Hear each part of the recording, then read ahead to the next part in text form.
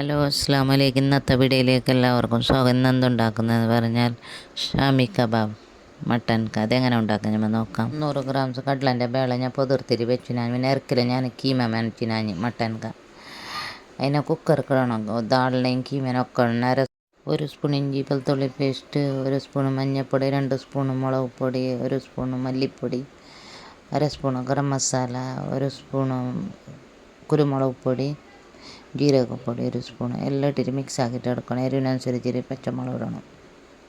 പിന്നെ ആവശ്യത്തിന് ഉപ്പ്. അതിന് ഇത്ര ഇട്ടിട്ട് 1/2 ഗ്ലാസ് വെള്ളം ഒഴിച്ചിട്ട് നമ്മൾ കുക്കറിൽ സിറ്റിയിടാൻ വെക്കണം. ഇതേമാതിരി വെള്ളം ഇല്ലാതെ കൂടുതൽ വെള്ളം ഒഴിക്കാൻ പാടില്ല. പിന്നെ പിന്നെ മിക്സിയിലിട്ടിട്ട് അരച്ചിട്ടെടുക്കണം. എല്ലാം ഇതേമാതിരി അരച്ചിട്ടെടുക്കണം. വെള്ളം ഇല്ലാതെ ഉണക്കൽ അരച്ചിട്ടെടുക്കണം. പിന്നെ അതിന് കൊത്തുമീറി നമ്മൾ ചെറുങ്ങനെ മുറിച്ചിട്ടിടണം. പിന്നെ എരിവിന് വേണമെങ്കിൽ മുളക് പൊടി, പച്ചമുളക് അരിഞ്ഞിട്ടിട്ട് അങ്ങനെ ഉള്ളി വേണം ഉള്ളി. ഞാൻ പിന്നെ 2 എണ്ണം മുട്ട എടുത്തതിന് ഇതേമാതിരി ഒടിച്ചിട്ടില്ലേ കബാബാക്കുന്നില്ല കയ്യിൽ ഇതേമാതിരി പെരുത്തിയിട്ട് എടുക്കണം. കബാബിന്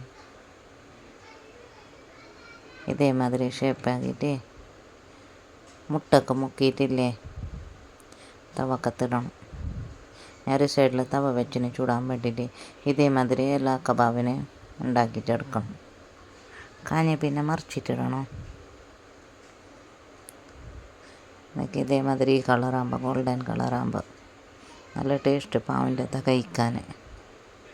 ഇങ്ങനെ ചിക്കൻ്റെ ഉണ്ടാക്കിയിട്ട് നമ്മൾ എടുക്കാം. നോക്കി ഇതേമാതിരി എല്ലാ കബാബിനും ഉണ്ടാക്കിയിട്ട് എടുക്കണം.